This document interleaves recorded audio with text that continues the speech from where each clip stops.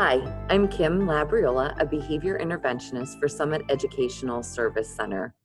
Welcome to Families as First Teachers, a video series designed to support families who are supporting learners at home.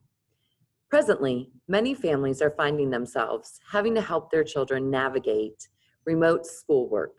Some caregivers say they are feeling like substitute teachers for their own kids these days.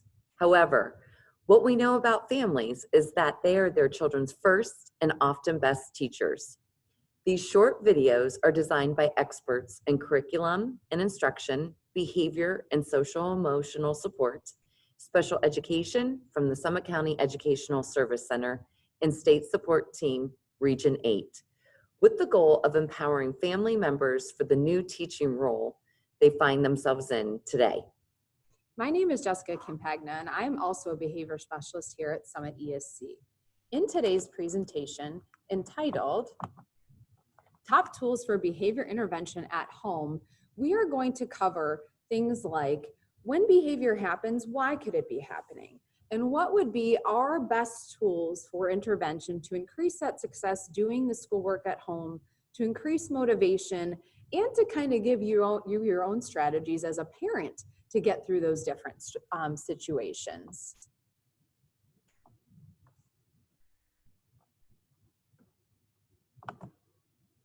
So to kind of start and make things a little exciting and lighthearted and fun, trying to understand the behavior of some people is like trying to smell the color 9.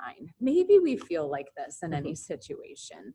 I know sometimes I do in behavior intervention. So hopefully through this presentation, again, you can come up with some solutions and some ideas so that you don't feel like this guy in this picture. So first and foremost, we have some questions that we want to answer about behavior. What is happening? What behaviors are occurring and how do we describe that? Why could the behavior be occurring? What is the reason or the purpose? When is the time of day that behavior occurs most? What is going on? What activity? What day of the week do we commonly see these issues? Where might it be happening? Even in the home environment, certain rooms may be more successful than others. Who is the behavior typically directed towards? And then finally, with all of these answers and our strategies, especially today, how can we work through the inappropriate behavior and increase that success? So when we start to talk about behavior, there are definitely 4 functions of behavior and a reason why a child might be misbehaving. The first one is what we call escape. A child just does not want to do what you are asking them to do. Attention is another function of behavior. They simply want some type of contact and want your attention no matter what. Third is tangible. I want what I want and I want it now.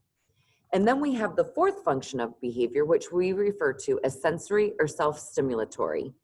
This is what feels good to the child. They're seeking some input to their body. Some additional contributing factors that might impact behavior are precipitating factors, things that you can change, your daily schedule, your daily routine, and some things you just can't change. You might not be able to change the weather outside, so a child won't be able to go outside and play. You might not be able to change some side effects to a certain medication a child is on. Do what you can do to help be successful in your home. So once we've figured out some of those things, the behavior and why they could be happening, we want to get into the strategies. We're ready to start the work. We have this idea of what we want to do. Strategy 1, set up for success. Literally set up the environment or the area that the learning is going to be taking place. Take a look at the type of work material that is being used, the type of modifications you can make to the task.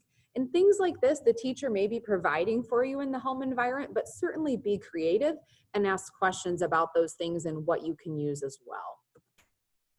When you have those materials and you're ready to get started, think about what battles you truly want to fight. Sometimes we want to push, sometimes it's not as important to push and it's more important to concentrate on the behavior, the child's choices, the child's preferences. Determine how and what to modify when. These might be the types of materials used, the location, what to do when done. Can we implement breaks and come back to things later? Giving your child a choice is very important in this getting started. Things such as the order of activities. how many activities to do before a break occurs, where they'd like to work, the type of material or who to be with, and certainly the type of reward or break, which we'll get into a bit later. Strategy 3 is where we start to focus on rules and expectations. So, how will you teach what the rules or expectations are in your home or while you're doing remote learning? One great way of doing this with children is using picture forms. Picture cue is a great way for kids to understand the daily expectations, daily schedule, and routine. You can actually use picture forms with actual pictures of your child doing a certain activity at a time, being on remote learning, or using family members. Also, you can use icons such as Boardmaker that you can find online and clip art as well. For older kids, sometimes written or typed out expectations of their daily routine is acceptable and allowing them to mark off what their daily routine as they are going through it. Modeling the expectations and rules is especially important as you as parents in the home. Praise all family members for displaying expected behaviors. Catch them being good. Your behavior is strategy number 4. You can take a look at your nonverbal communication. So these are things like your facial expression, your gestures, your posture, and things along those lines. Your child does recognize that in you, so it can be very important to be aware of those things and when you are sitting with your child doing this work. You can also recognize those changes in your child too and determine what to do with their behavior. Your paraverbal communication is very important. So how you're saying what you're saying, how do you deliver the message, the tone in which you're speaking, how your volume changes throughout any situation, and how fast or slow you speak, which can determine how well the child understands the instruction. The way in which you listen to the child, to their typical conversation, but also to their concerns, their issues, what's bothering them. Listen carefully, focus on their feelings, come up with the solutions, and don't dive to being judgmental. Additional tips, be very simple and clear. Use few words, be very consistent across the board. Be very reasonable and fair. Know where to push them, but also know where to take that step back. Be enforceable. When you're saying that there's a break at a certain time, when you say you're going to offer reinforcement, offer that exactly the way you say it's going to be done. Follow through with your promises. Also follow through with your rules and your consequences, because that is important too. Again, pick your battles. And finally, don't ask a question unless you're asking a question. What I mean here is don't offer the opportunity to say no. State something in a command form. Come sit here. It's time to work, instead of, do you want to do math right now? Don't offer that opportunity to say no, because that sets up the situation for a behavior to happen. Strategy 5 is on reinforcement. We have our tools, we know what we want to do, but we have to be motivated to do it.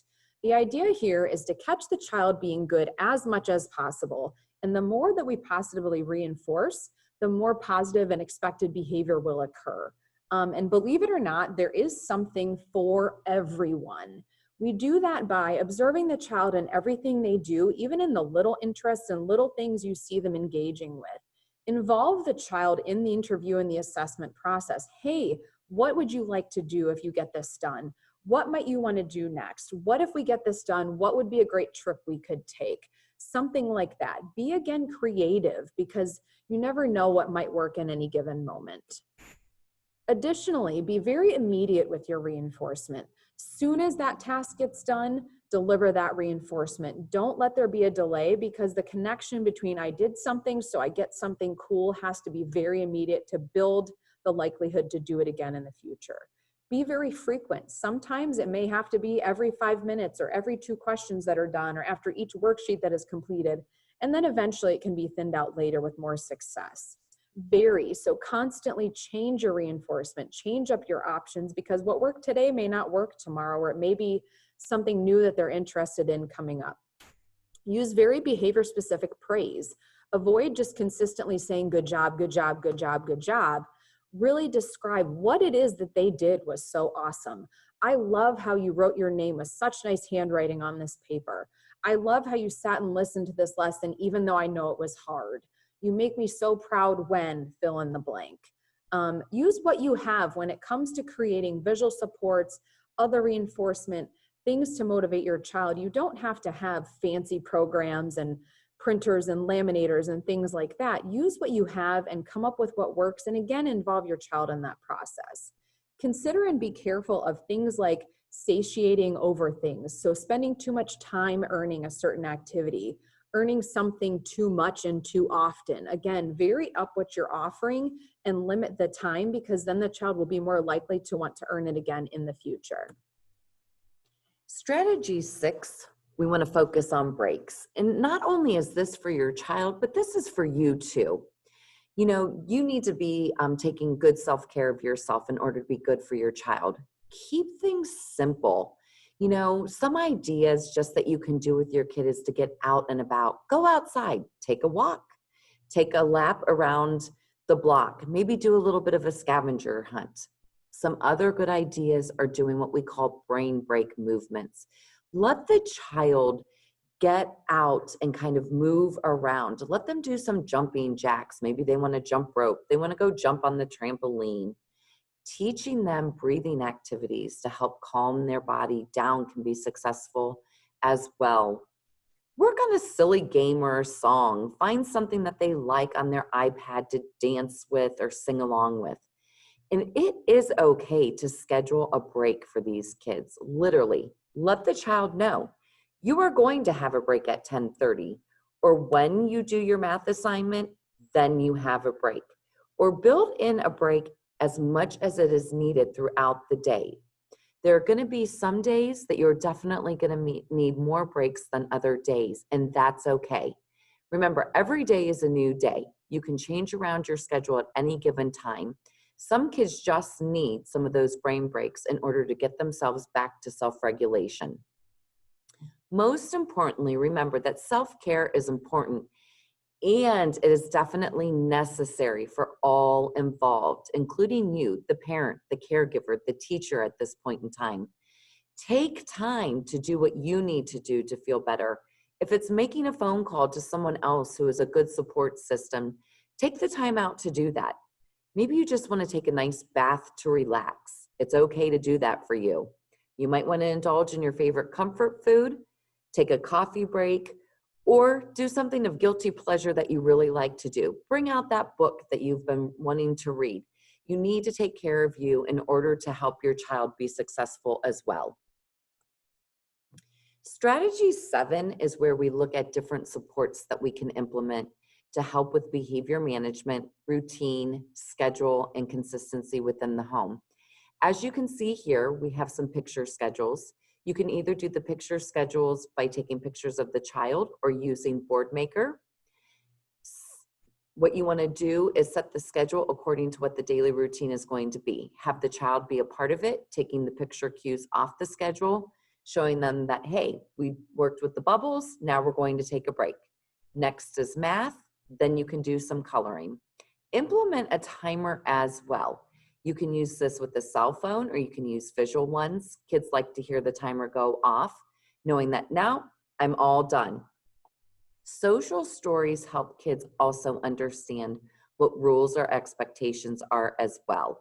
You can set these up with your kids by taking pictures of them, showing them what the expected rule is of where you might be going for the day, whether it's a trip to the park, the grocery store, or what the expectation is why they are on remote learning. Using visual or written cues as reminders and having the child check it off as they go through their daily routine is also a good intervention. Video models, you can find these on your iPad, on YouTube. Show the kids some video models of expectations of what you want them to do and what a schedule might look like. Also, using you as the parent, as being able to role play and practice with the kid what you need. We show you here on the bottom side here, when you need help, you can raise your hand or come and tap the teacher on her shoulder. You can say, excuse me, I need help, please. Then wait for your teacher to respond. You can always practice, model, and coach this with your child throughout the day. Strategy 8 involves prompting. So we have everything set up. We've got our classroom or our area we're working. We have the reinforcement. We have the materials, but we're still struggling to get the work done. What do we do? This is where prompting comes into play. First, though, we need to determine, is it a can't versus a won't? Sometimes that can be difficult, but sometimes we learn through some trial and error, through consistent observation, even through conversation with your child and finding out what really is hard and where are they struggling. We need to look at determining when do we wait, how long do we wait them out, or when do we go into prompt? Because yes, we do want to push them and we want some independence, but we also need to know where they really do need help so that we can prevent behavior from happening too.